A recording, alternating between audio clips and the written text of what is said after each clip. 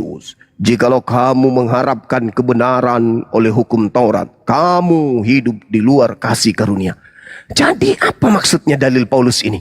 Karena ini berasal dari makhluk yang datang kepadanya sebagai pembisik. Apa kata makhluk itu?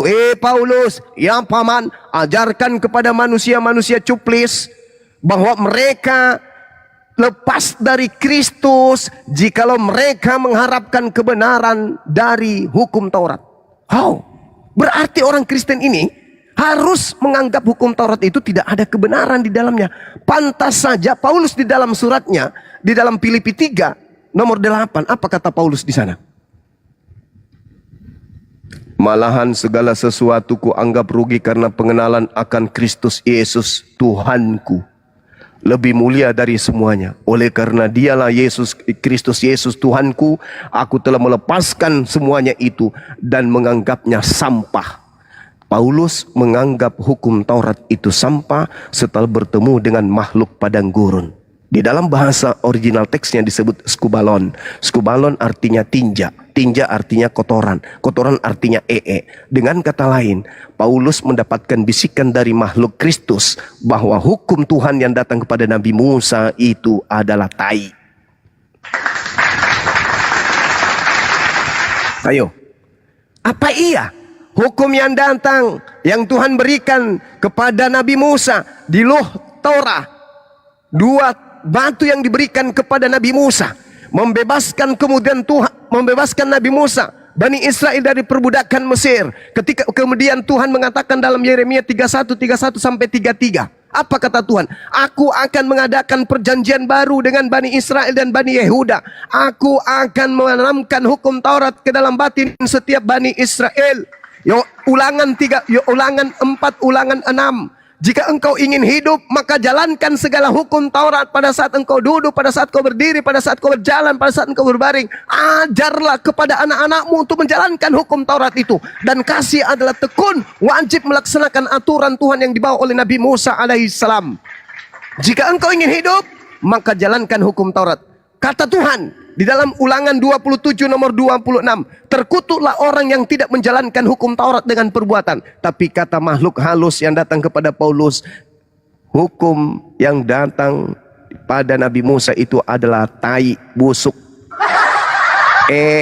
Skubalon. Anda coba cek apa betul skubalon itu artinya sampah? Apakah betul istilah skubalon itu bagi orang Yunani artinya tinja, kotoran? Anda lihat di dalam Filipi 3 nomor 8 dalam original teksnya. Di situ dikatakan hukum Taurat itu adalah skubalon, tai. Ini yang Anda ikuti. Agama seperti ini yang Anda ikuti. Na'udzubillah tsumma na'udzubillah. Orang waras pasti tinggalkan ajaran tersebut. Hanya orang gila yang cinta akan dunia, cinta makan babi, cinta tidak bersunat, cinta menghalalkan segala hukum Tuhan yang akan bertahan di agama seperti itu. Bagaimana mungkin hukum Tuhan disebut sebagai tai? Tai loh. Kata Paulus, dulu aku menganggap itu adalah sebuah kebenaran. Tapi begitu aku bertemu dengan Kristus Yesus, oleh karena dialah aku telah melepaskan semuanya itu dan menganggapnya tai, supaya aku memperoleh Kristus. Jadi orang Kristen itu wajib hukumnya menganggap hukum Tuhan yang datang kepada Bani Israel itu tai, supaya kalian bisa mendapatkan Kristus. Kenapa? Itu kan Paulus. Tunggu. Paulus mengatakan dalam 1 Korintus 11 nomor 1, engkau harus menjadikan aku sebagai teladanmu. Kamu harus meneladani aku. Kamu harus mencontohi aku. Kamu harus jadikan aku sebagai bapakmu. Aku yang harus kamu ikuti. Aku yang harus kau teladani. Sebab aku ini juga adalah Kristus. Gitu, saudara. Ya, saya kira cukup dari saya. Semoga apa yang saya uraikan ini bisa menjadi pelajaran bagi kita semua. Bang mau nanya, demikian. Bang Juma boleh nanya, Bang Juma. Mumtaz guna. Silakan. Bang Juma. Subhanallah. Ya. Mantap. Bang Juma. Maaf, Silakan, boleh nanya Bang saudara. Juma? Oh ya. Boleh. Tadi Bang Juma bentar Bang, belajar ini Muslim apa Kristen? Kristen Bang. Oh baik, silakan. Tadi kan Bang Juma kan memberi pernyataan mengenai Nur ya. Nur Muhammad. Nur itu kan kalau nggak salah cahaya Bang ya. Betul ya Bang ya? Ya. Ya, yang kata abang kan Allah Subhanahu Wa Taala membuat dunia ini dari Nur Muhammad gitu kan ya, betul nggak bang? Betul kan? Iya. Terus abang bilang, terus pengertian saya, abang bilang namanya manusia Nabi Muhammad SAW itu Rabi dan utusan Allah. Itu hubungannya apa bang antara Nur Muhammad dengan Nabi bang? Saya kurang ngerti itu tadi penjelasan abang, agak singkat tadi. Oke. soalnya. Jadi Nabi Muhammad sendiri itu tercipta dari Nur Muhammad. Al-Maidah ayat 15, Al-Ansab ayat 45 sampai ayat 46. Cahaya yang menerangi adalah Nur Muhammad. At-Taghabun ayat 8, cahaya yang diturunkan. Al-Furqan, Rasul makan minum. Berarti dia bukan yang disebut Nur Muhammad. Al-Furqan jelas menerangkan itu.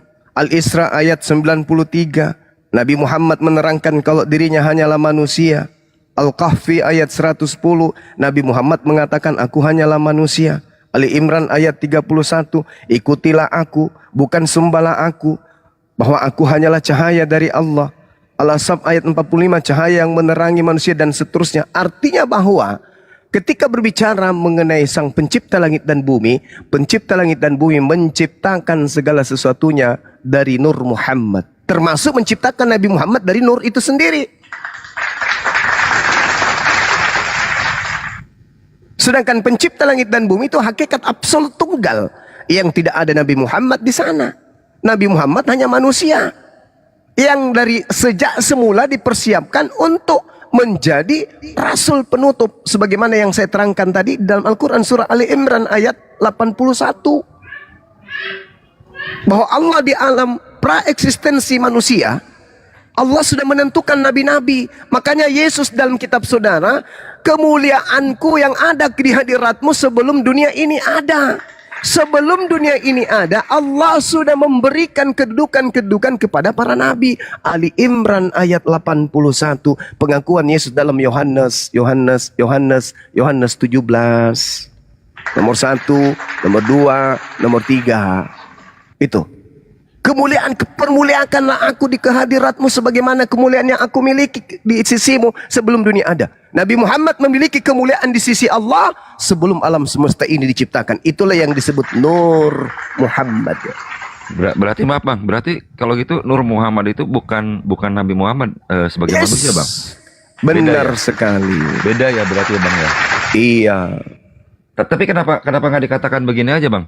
Allah menciptakan dunia dari nur gitu. Kenapa mesti ada istilah kalau kita ngomong nur gitu ya? Nur itu kan saya. Kalau kita di belakangnya ada Muhammad kan berarti kita konotasinya larinya ke Nabi Muhammad sebagai Nabi bang. Muhammad SAW bang. Iya. Jadi kaidah ini sebenarnya dalam Al-Quran begini. Bismillahirrahmanirrahim. Ya ahlal kitab, qad ja'akum rasuluna yubayyinu lakum katsiran mimma kuntum tukhfuna minal kitab wa ya'funa an katsir. Qad ja'akum minallah nurun wa kitabun mubin. Telah datang kepadamu cahaya dari Allah. Apa cahaya dari Allah itu? Cahaya dari Allah itu adalah baginda Rasulullah Muhammad sallallahu alaihi wasallam. Dunia gelap, zaman jahiliyah gelap. Dengan turunnya Nabi Muhammad menjelaskan kebenaran tentang titah yang datang kepada Nabi Adam alaihi salam. Jadi terang dia. Dengan turunnya Nabi Muhammad menjelaskan kaidah yang muncul pada Nabi Adam, pada Nabi Abraham atau Ibrahim alaihi salam. Menjelaskan, menguraikan, jadi terang. Kemudian bagaimana Nabi Muhammad menjelaskan tentang proses penciptaan, jadinya terang. Yang tadinya kita tak tahu, Nabi Muhammad datang untuk menjelaskan itu semua. Maka dikatakan sebagai Nur Muhammad. Alam semesta ini dicipta. Kenapa? Karena nanti Nabi Muhammad yang akan menguraikan itu semua. Makanya dijelaskan dalam Al-Quran surah An-Nahl ayat 44. Nabi Muhammad diutus oleh Allah membawa Al-Quran sebagai cahaya untuk dunia dan menjelaskan serta membimbing seluruh manusia. Kalau Nabi Abraham hanya untuk keturunannya, begitu juga Ishak, begitu juga Yakub, begitu juga Yesus hanya untuk kaumnya. Tapi kalau untuk Nabi Muhammad, dia menjelaskan seterang-terangnya tentang alam semesta ini, tentang pencipta langit dan bumi ini. Maka dikatakanlah Allah menciptakan dengan Nur Muhammad. Seperti itu saudara. Bukan berarti Nabi Muhammad itulah Nur Muhammad itu sendiri, enggak. Allah menciptakan alam semesta ini dengan nur Muhammad. Nurun ila nur. Cahaya di atas cahaya. Tindak Kores mungkin ada yang ingin disampaikan? Silakan. Iya Gurunda, ada yang mau disampaikan. Silakan. Mantap Gurunda. Masya Allah, Subhanallah. Nice. Lanjut Gurunda. Berarti Bang mau nanya lagi Bang. Berarti kalau misalkan berarti secara garis besarnya Allah Subhanahu Wa Taala udah menskenario-kan bahwa Nabi Muhammad akan diturunkan ya. Soalnya kalau tidak diturunkan Nabi Muhammad berarti dunia tidak ada, kita tidak ada gitu ya Bang. Benar sekali. Betul sekali. Suara kencang banget. Benar sekali. Oh gitu Bang Masya ya. Allah. Oke. Yes. Oke, makasih Bang ya. Salam Bang. Sama-sama saudara. Saya mau ngomong dulu sama Ya, sama bentar Bang Koi, Bang Koi boleh, sama Gurunda Hatuha boleh. Silakan mau open cam juga Bang Koi boleh. Bang Koi ini yang pernah naik ke sini itu kan, yang Kristen itu kan? Ya boleh, saya open cam ya. Silakan kalau mau open cam silakan. Nah, Pak Zuma. ini dari kekristenan juga Gurunda. Ya. Iya. Cuma jangan curhat ya Pak ya. Enggak, saya nggak curhat. Saya mau membantah apa yang disampaikan oleh Zuma. Ya, Zuma, saya melihat kamu mendestruksi iman kekristenan yang dibangun oleh Petrus. Nah, kan curhat. Gitu. Enggak, sebentar, saya buktikan nanti. Saya buktikan. Keluaran 23 ayat 7, jauhkanlah dirimu dari perkataan dusta, oke? Dan janganlah membunuh orang yang tidak bersalah. Poinnya kan di situ. Iya. Maksud dari saya ini adalah pesan Tuhan melalui Musa kepada bangsa Israel, menjauhi perkataan dusta. Oke? Jangan membunuh orang yang tidak bersalah. Oke? Kemudian Oke. Tuhan tidak membenarkan menghukum orang yang bersalah. Oke? Di ayat ke-8 ya, disebutkan di situ di ayat ke-8, janganlah menerima suap, karena suap membuat orang Buta. yang membalikan perkataan orang yang benar. Oke? Nah, Oke. apa maknanya di sini? Suap dan keadilan. Ini yang terjadi sama Yudas Iskariot. Zuma, kalau kamu tidak suka dengan Paulus, silahkanlah versimu. Tapi kamu membuat teori kristologi untuk sesuai dengan versimu. Ini keliru. Kenapa? Saya katakan tadi. Karena kamu tidak mengutip juga yang namanya konsep teologis yang dibangun oleh Petrus. Gitu loh. Sekarang Anda dudukkan perkara ini dulu saudara. Anda dudukkan Keluaran 23 yang dikutip oleh Yesus ini di dalam Lukas 24 nomor 44. Kira-kira Baca sabar dulu. Kira-kira bisa nggak agama Kristen lolos di sini? Cuma paham nggak kristologi? Paham. Nah, artinya ada di tengah-tengah itu iman, dan iman itu Ya. mati. Jangan bawa imanmu di sini. Hormat Saudara, itu dogma itu. Saudara topi sapam bisa kau sembah kalau hanya berdasarkan iman. Saya tanya samamu, Keluaran 23 nomor 78 bisa nggak agama Kristen lolos di sini? Zuma. Yesus itu disalibkan, mati dan selesai dan seterusnya. Enggak, saya tanya, Isa itu jangan diangkat. kau bawa konsep Isa itu. diangkat. Isa Saya diangkat tanya Tuhan. dulu, Bagaimana saudara. Anda bisa Saya mendirikan tanya bahwa Yesus itu Saya tanya sama saudara, Keluaran 23 nomor 78 bisa nggak lolos agama Kristen di sini? Jangan modal Makanya saya semangat. sebentar. Jangan modal semangat kalau ilmu nggak ada, jangan. Coba dudukkan agamamu di sini. Bisa nggak agamamu lolos di sini? Lihat. Ah. Pada akhirnya orang Israel menyalibkan Yesus. Itu Enggak, versi jangan ke keimanan. situ dulu. Sebentar. Kamu ingin menunjukkan bahwa Yesus itu jadi salib. Orang Kristen mendudukkan bahwa Yesus itu disalib. Kenapa sampai terjadi seperti itu? Karena Yesus ditanyai sama Israel, apa kamu Mesias? Yesus tidak menjawab. Pada akhirnya orang Israel menyalib karena ingin membuktikan bahwa benar nggak ini orang kalau disalib masih bisa selamat. Itu logiknya. Di situ loh iman itu loh, Pak Zuma. Anda mendestruksi konsep kekristenan yang dibangun oleh konsep kekristenan yang dibangun oleh Simon Petrus. Soal masalah Paulus itu kamu bilang Kristus, silakan saja dari sini. Ilmu kristologi itu jelas-jelas melenceng dari apa yang disampaikan oleh Petrus. Saya bertanya kepada saudara, polanya kan Yesus, bukan Bang Suma yang jadi pola, tapi Yesusnya yang menjadi kerangka berpikir kita sebagai orang yang datang belakangan. Kata Yesusnya dalam Lukas, harus terjadi apa yang tertulis tentang aku di dalam kitab Taurat kan? Bukan di Matius, Lukas, Markus, Roma, Galatia, Filipi, bukan. Tetapi di Taurat.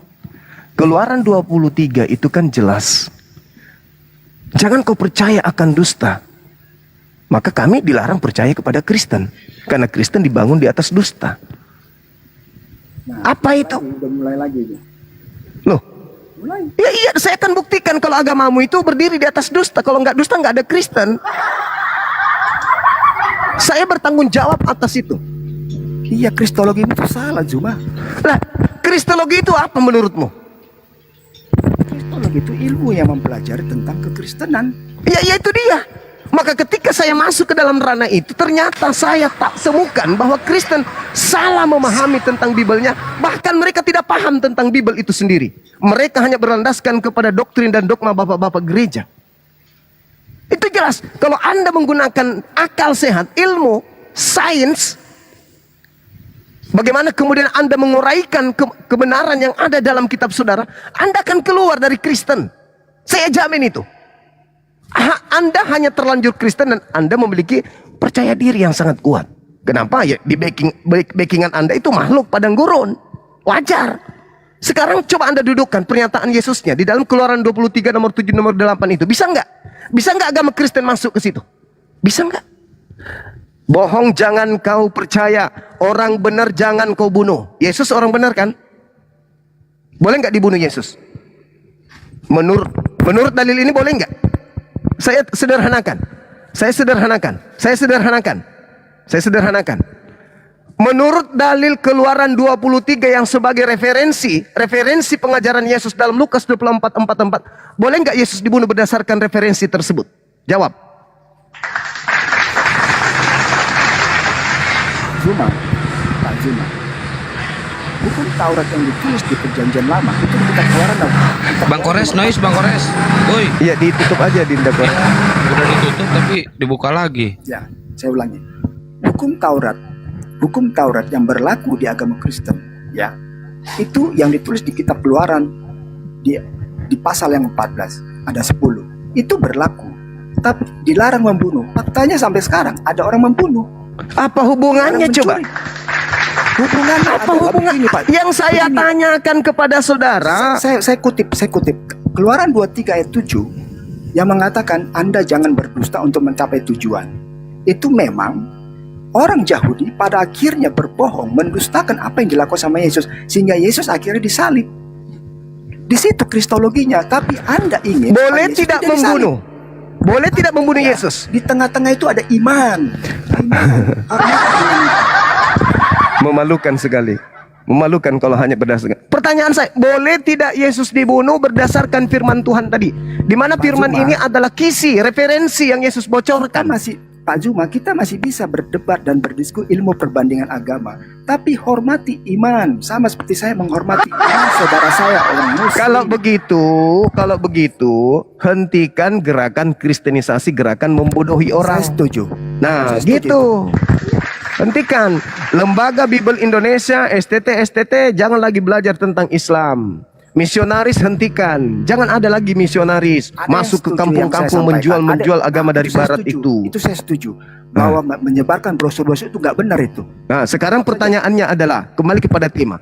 Keluaran 23 nomor 7 nomor 8, bisa nggak Kristen lolos di situ? Begini Zuma, Tuhan memberikan perintah, menetapkan aturan, menetapkan dalil, tetap saja manusia membantahnya. Itulah Israel. Pertanyaan saya, boleh tidak Yesus, boleh tidak Kristen duduk di situ? Pertanyaannya, Kenapa tidak? perintahnya apa? Jangan membunuh Yesus. Jangan membunuh. Sebentar, Anda kan menarik Yesus sebagai objeknya kan? Yesus yang mengatakan itu. Ini Yesus belum lahir di sini. Aduh Juma. Ini belum Hei lahir. saudara, Lukas 24 nomor 44 harus terjadi semua yang dikatakan tentang aku di Tadi dalam kamu bilang hukum Zuma, itu Taurat. Keluaran 23. Tadi katanya Keluaran 23 bukan Lukas. Yang mana nih sekarang?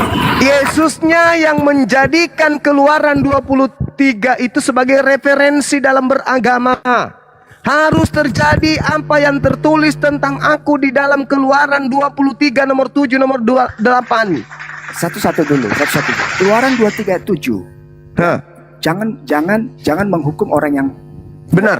Jangan menghukum orang yang salah dan jangan menunjukkan dusta. Salah Anda. Tadi kan Salah. Jangan membunuh orang yang benar. Jangan membunuh orang yang tidak bersalah. Pertanyaan saya, boleh nggak Yesus dibunuh? Di situ tidak seperti itu katanya. Jangan membunuh orang yang tidak bersalah. Iya. Artinya Boleh nggak yang membunuh bersalah- Yesus? Yang bersalahlah yang dihukum. Oke, boleh nggak membunuh Yesus? Yesus tidak bersalah. Boleh nggak dibunuh? Secara logik Yesus tidak boleh harusnya dibunuh sesuai dengan aturan dalil tadi. Tetapi orang Israel membunuh.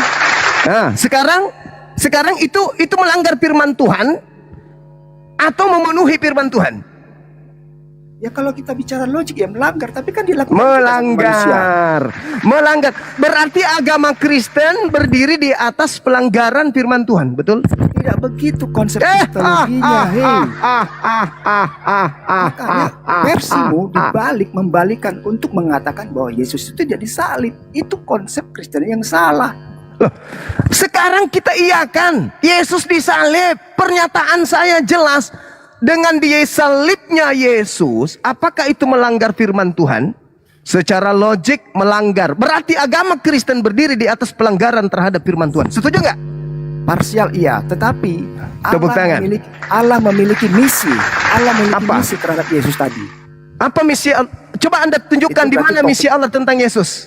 Di mana? Itu topik yang luas lagi, panjang Makanya itu topik yang ada di dalam mimbar gereja. Gak boleh Anda bawa di sini kan, itu doktrin, itu dogma. Saya katakan kepada saudara, pelek sepeda bisa Anda tuhankan kalau hanya berdasarkan keyakinan saja. Sayangnya agama Kristen terciduk berdiri di atas pelanggaran-pelanggaran terhadap firman-firman Tuhan. Saya perhatikan Selesai kita kan? Formal mendestruksi kristologi itu sendiri. Loh, Terutama yang apa yang kristologi? Kristologi apa Jelas. kristologi? jelas itu.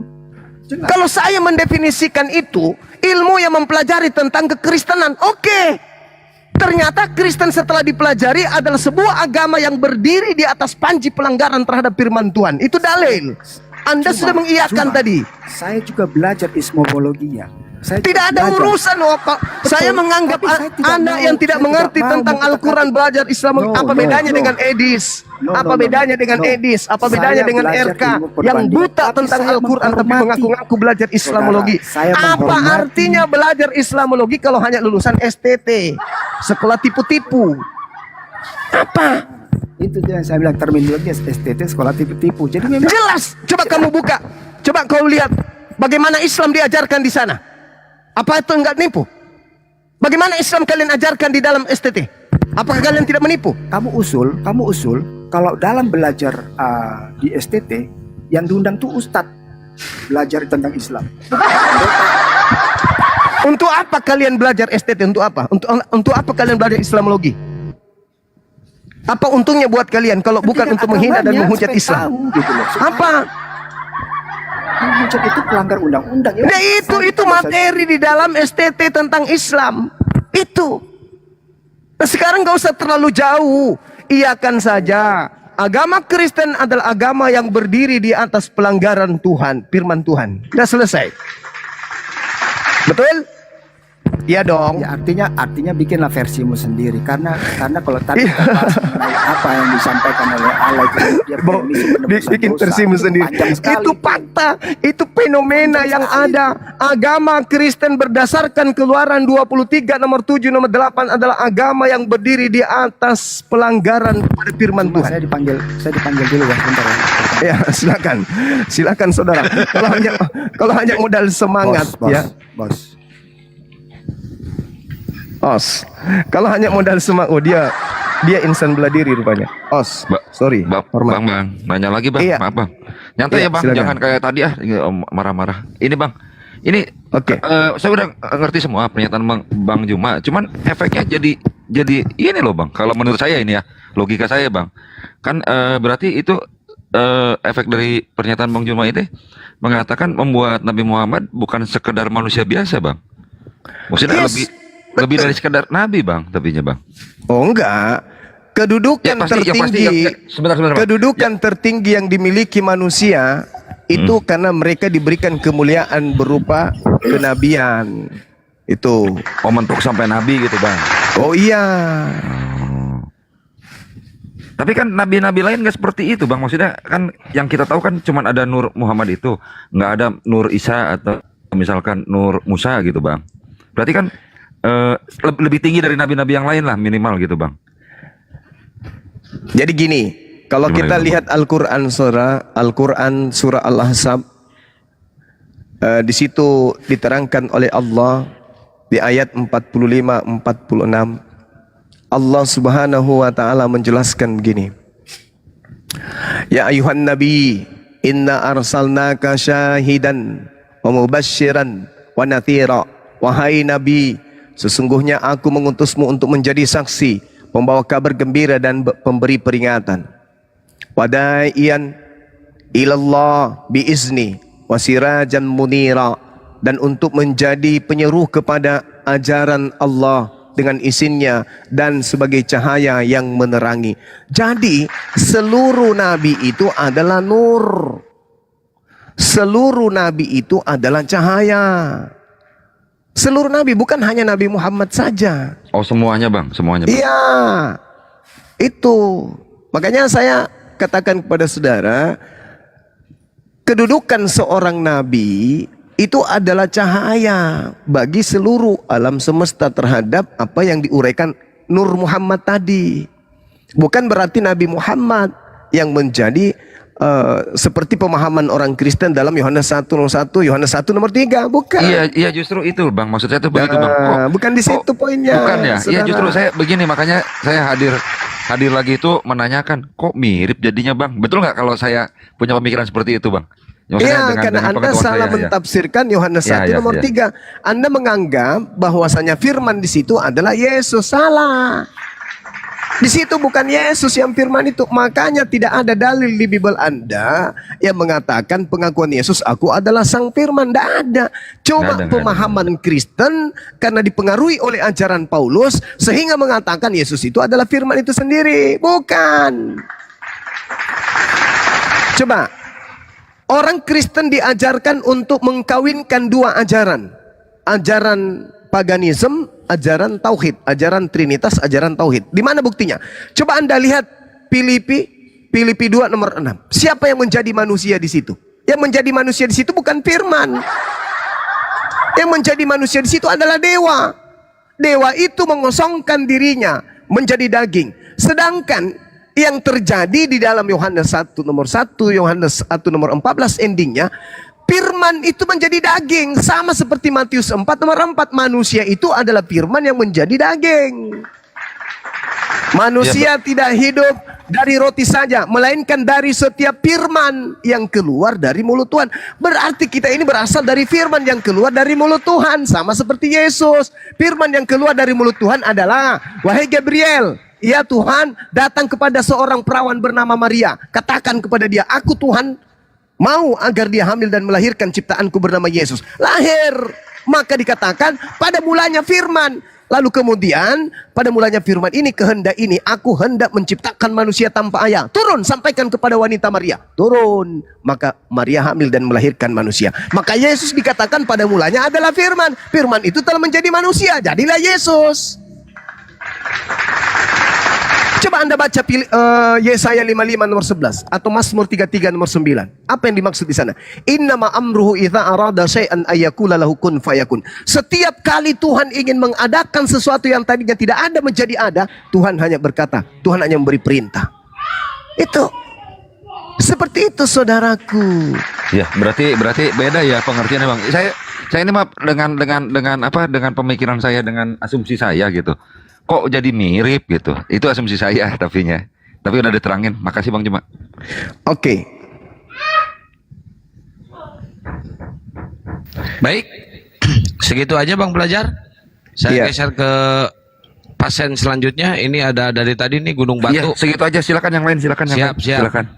Ya, Gunung Batu mau menghujat, silakan. Mau menghujat apa? Nung.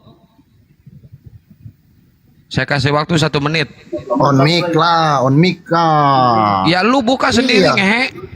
Ngeyel kau